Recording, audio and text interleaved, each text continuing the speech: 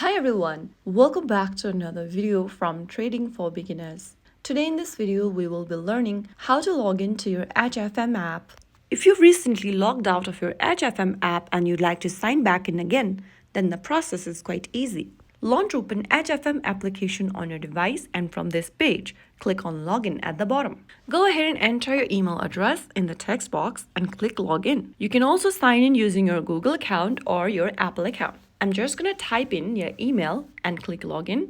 On the next field, it'll ask you to enter your password. Write down your correct password in the text box. Make sure that you are typing it correctly. Finally, click Continue. If you don't remember your password, you can click on Forgot Password link and follow through the password reset process. And once you have the correct credentials, you'll be back into your account. If you've enabled two-factor authentication, then you'll need to go ahead and enter the code sent to your email or phone. So there you have it. That is how you can easily sign into your existing HFM app and ready to start your trading journey. If you found the video helpful, don't forget to like, share, and subscribe to our channel.